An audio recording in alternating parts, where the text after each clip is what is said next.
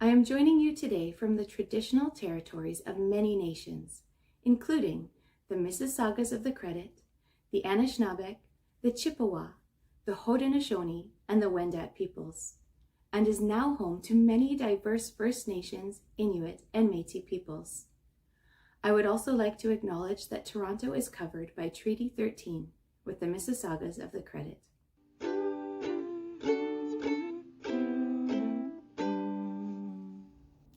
Hello everyone, and welcome to Storytime. My name is Christy, and my pronouns are she and her, and I'm so happy that you're joining me today. So let's get started. Everybody sit down, sit down, sit down. Everybody sit down on the floor. Not on the ceiling, not on the door. Everybody sit down on the floor. Thank you. So my friends, today I am really excited to talk to you about... Oh, man! Oh, sorry friends. Monkey Puppet's been working on something this afternoon, and it sounds like he's starting to have a hard time with it. Let's go see how he's doing. Hey, Monkey Puppet. What's going on?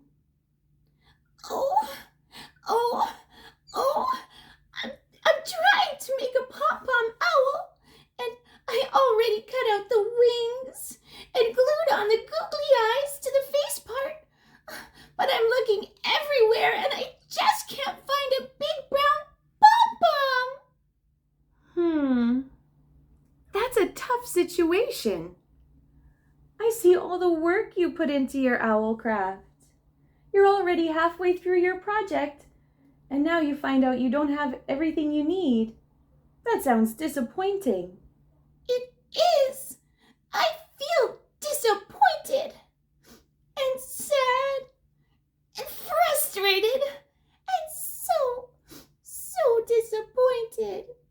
I worked so hard, and now everything is ruined.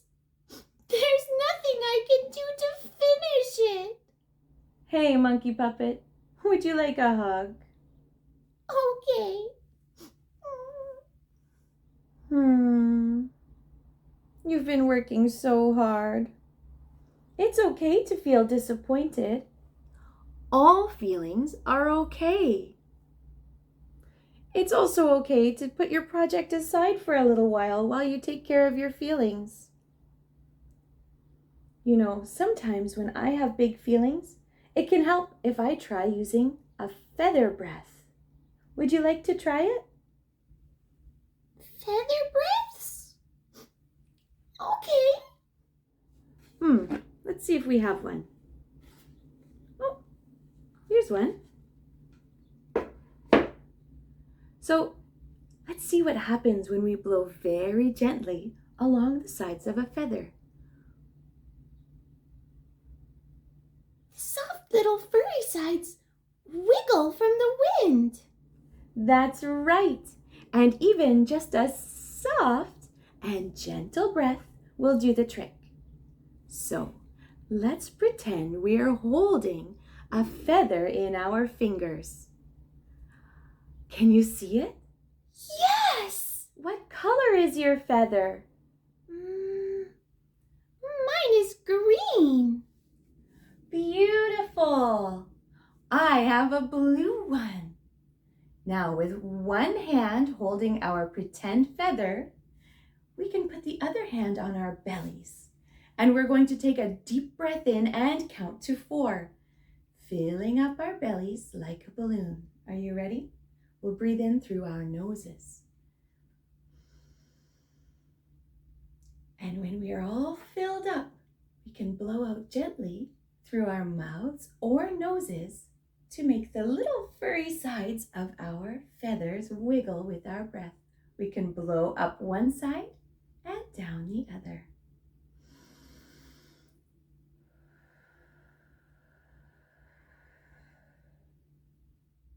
And the friends at home can do it too. In one hand, hold your feather. What color is your feather? Beautiful. Great. Holding your feather in one hand, put your other hand on your belly. Breathe in slowly through your nose, feeling the air filling up your belly.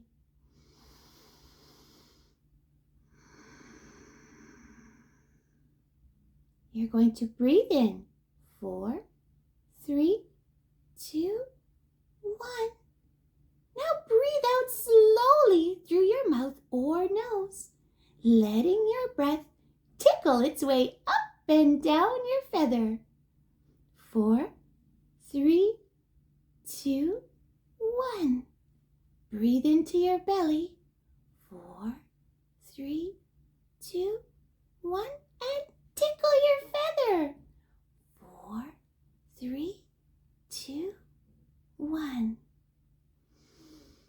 And we can finish by laying our feather in our hand and blowing it away. Do you want to blow with me? Okay. Could we read a story? Sure. What would you like? How about Snap by Hazel Hutchins? I like it because Evan likes arts and crafts, just like I do. Snap by Hazel Hutchins and illustrated by Dusan Petrasic. For Evan. Evan had a brand new set of crayons. Perfect in every way. Until... snap!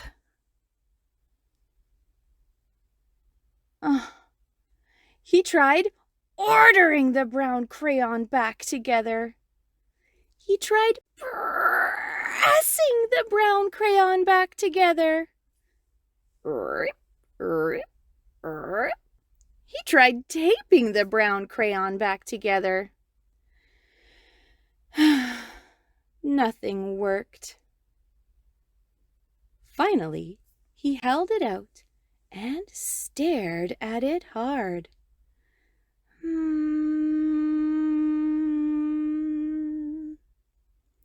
As if by magic, something changed. One broken crayon became 2 crayons. Other crayons broke, becoming more doubles and even triples. Snap! Evan drew ocean waves, tiger stripes, and fireworks. A piece was crushed. Scratch! Evan made furry spots.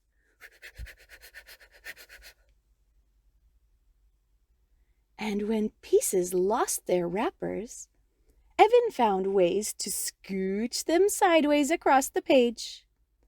Sometimes surprising things appeared beneath. Evan now had a mixed-up, messy 1 or more of every color set of crayons. He kept right on coloring and drawing until plip, plink, plunk. His only green crayon fell under the stair. He tried fishing it out. He tried coaxing it out. He tried breaking it out. Green was gone for good. Evan felt like throwing things. But instead, he scribbled. Red, orange, yellow, no green. Blue, purple, brown, and black. Red, orange, yellow, no green, blue, He stopped and stared. Once again, as if by magic, something had changed. Where yellow and blue crossed, there was green. Evan became so interested in mixing colors that he didn't actually see the black crayon disappear. And once that red and yellow could be used as a backup, he himself used up all the orange. And purple monsters were so perfectly putrid with red and blue mixed in that he just kept working without noticing an unusual visitor. Caw-caw! Caw-caw! Whoosh! A sudden gust of wind came next. Evan sprawled across the paper to protect things. But the last of brown and purple were swept away. Evan now had a very small set of crayons. Red, yellow, blue.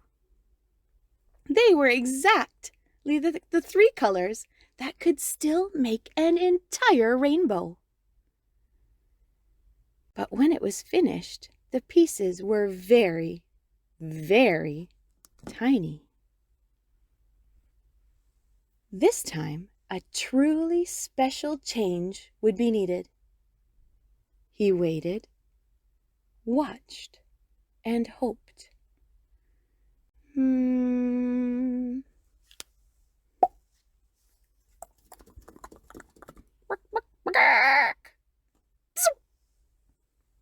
And yet, even while he hoped, Evan knew it wasn't really about magic. He looked at the pieces in every way he could think of. Sideways, backwards, and finally standing on his head. Suddenly his thoughts flipped upside down. Snap! Which is when Evan, all on his own, turned an ending into a beginning.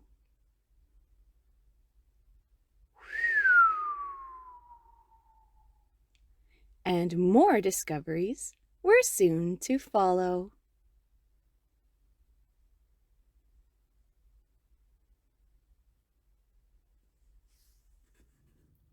Evan had so many problems with his crayons. They broke, they got lost, they got used up. But he still had fun and made awesome stuff. He's so lucky. I wish I could make awesome stuff too. But I don't have the right pom-pom. Evan did have so many problems with his crayons. And he got disappointed and frustrated. And that's okay. And then, when he was ready, he used flexible thinking to find other ways to make awesome stuff with what he had. Flexible thinking? Flexible. Like something that can bend into a new shape without breaking. Flexible. Like this pipe cleaner? Yes, just like your pipe cleaner. It can bend this way and that. It's flexible. And what about this felt? It bends, so it's flexible? And what about my marker? Is my marker flexible? Does it bend? No. That's right. Markers are not flexible. They're rigid. They stay the same shape. And if you try to bend them, they they might break. Being rigid is perfect for a marker. But it can be tough when you're thinking rigidly. Because your thoughts can break? Well, not exactly. But when we're thinking rigidly, it's easier to get disappointed or frustrated because when something doesn't go as planned, it's harder to bend our thoughts to come up with a new idea. Like when I was disappointed that I couldn't make my owl? Well, yeah. But the good news is that everyone can learn to think more flexibly. How? Well, one way is to use self-talk to work through a problem. And if you're already too frustrated or disappointed to try self-talk, you can always start with a few calming breaths. Like a feather breath. Like our feather breaths.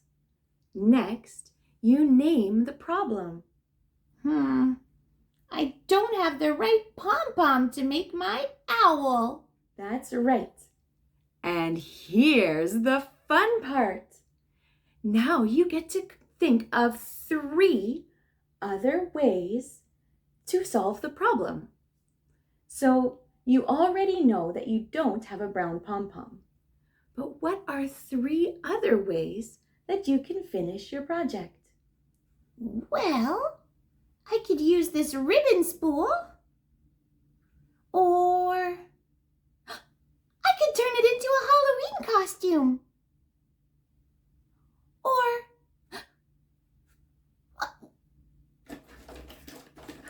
what about a pine cone? Those are all great ideas. The last step is to choose one solution and give it a try. Which one would you like to try? Maybe a pine cone? Great, let's try it out. When kids and monkeys learn to talk their way through problems, they tend to become more flexible thinkers and feel disappointed less often. I like this pine cone. Can we give it a try? Let's do it. But first, there's something else we need to do. Say goodbye to the friends. Our story is over, it's over, it's over. Our story is over. It's time to say goodbye. Goodbye, friends. Till next time. No matter what you're feeling, it can be helpful to share your feelings with someone you love and trust. If you are having big feelings and you are not comfortable talking to your friends and family about it, you can always talk to your teacher or call the Kids Helpline. Their phone number is 1-800-668-6868. If you are a grown-up who is having big feelings that are difficult to handle on your own, you can always reach out to us or call a helpline. Find the resource that is right for you in the description box below. Take care.